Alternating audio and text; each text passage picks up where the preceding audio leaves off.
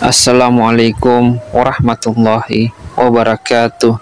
Syukur alhamdulillah kita bisa berjumpa kembali di channel ini. Salawat dan salam semoga selalu tercurahkan kepada junjungan kita, yaitu baginda Rasulullah Muhammad sallallahu alaihi wasallam. Allahumma sholli ala sayyidina Muhammad wa ala ali sayyidina Muhammad. Sahabat beriman yang dirahmati Allah Subhanahu wa taala, salat subuh memiliki nilai yang tinggi dalam syariat Islam. Bahkan Rasulullah Shallallahu Alaihi Wasallam mendoakan langsung umatnya yang menunaikan sholat subuh. Orang yang menunaikan sholat subuh juga disaksikan oleh para malaikat. Akan tetapi ada bacaan atau surah pendek yang tidak dianjurkan dalam melaksanakan sholat subuh. Sahabat beriman, sholat subuh ditunaikan jelang terbitnya fajar, waktu di mana orang-orang dalam keadaan yang terlelap dalam tidurnya. Dan betapa banyak kaum muslimin yang lalai dalam mengerjakan sholat subuh. Mereka lebih memilih melanjutkan tidurnya ketimbang bangun untuk melaksanakan sholat subuh. Karena itulah Rasulullah Shallallahu Alaihi Wasallam mengkhususkan sholat subuh dengan berbagai keistimewaan. Dan sholat subuh bahkan memiliki sifat-sifat tertentu yang tidak terulang pada sholat lainnya. Saking istimewanya, orang yang mengerjakan sholat subuh didoakan langsung oleh Rasulullah Shallallahu Alaihi Wasallam. Hal ini sebagaimana disebutkan dalam sebuah hadis. Rasulullah Shallallahu Alaihi Wasallam bersabda, "Ya Allah, berkahilah umatku selama mereka senang bangun subuh."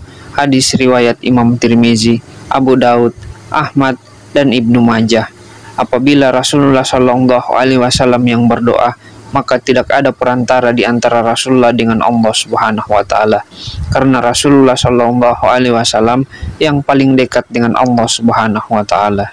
Dalam hadis lain dijelaskan bahwa orang yang melaksanakan sholat subuh berada dalam jaminan Allah Subhanahu wa taala. Rasulullah Shallallahu alaihi wasallam bersabda, "Siapa yang menunaikan sholat subuh, maka ia berada dalam jaminan Allah." Bahkan jangan kau mencari jaminan Allah dengan sesuatu selain sholat, yang pada saat kau mendapatkannya, justru kamu tergelincir ke dalam api neraka. Hadis riwayat Imam Muslim.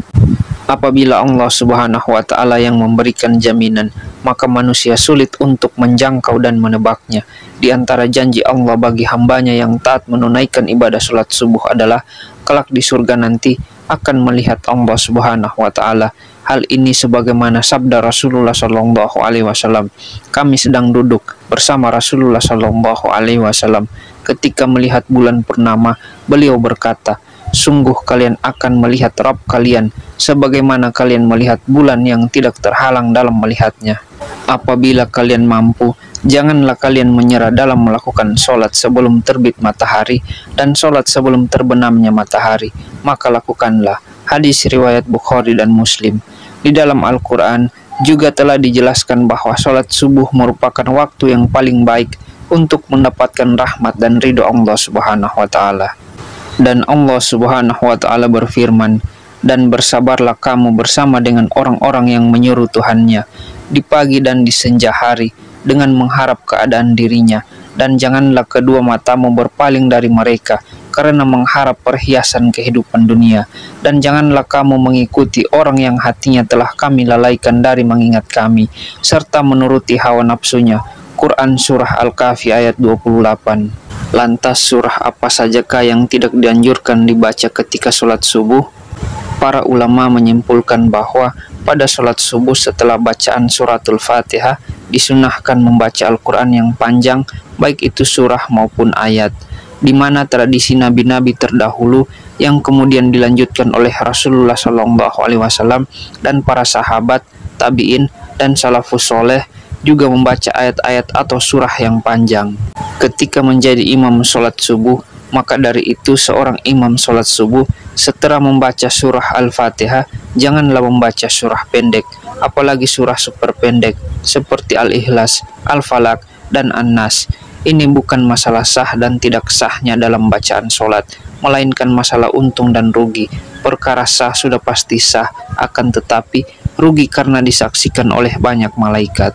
Maka tentu sangat sayang sekali jika hanya ayat pendek yang dibacanya, karena apabila semakin banyak huruf-huruf Al-Quran yang dibaca dalam melaksanakan sholat subuh yang disaksikan oleh banyak malaikat, maka akan menambah catatan amal kebaikan kita yang disampaikan kepada Allah Subhanahu wa taala melalui para malaikat. Rasulullah Shallallahu Alaihi Wasallam seringkali menunjukkan contoh-contoh bacaan sholat subuh yang menandakan syarat akan makna tertentu. Ada beberapa riwayat Rasulullah Shallallahu Alaihi Wasallam disebutkan sering membaca surah Al-Waqiah, surah At-Sur, surah At-Takwir. Rasulullah Shallallahu Alaihi Wasallam juga biasa membaca surah Ar-Rum, surah Yasin, dan surah As-Safar. Sahabat beriman yang dirahmati Allah Subhanahu wa taala, Allah telah menyiapkan pahala yang luar biasa bagi mereka yang membiasakan dirinya untuk sholat subuh tepat pada waktunya, dan pahalanya bahkan sebanding dengan sholat semalam suntuk.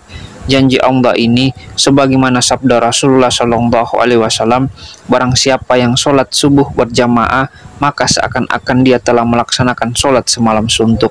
Hadis riwayat Bukhari. Sahabat beriman, itulah beberapa keistimewaan sholat subuh. Semoga kita semua dimudahkan untuk melaksanakan sholat subuh secara berjamaah yang pahalanya begitu besar sehingga lebih baik daripada dunia dan seisinya. Amin, amin ya rabbal alamin. Demikian apa yang bisa saya bagikan pada kesempatan kali ini. Semoga bisa bermanfaat untuk kita semua.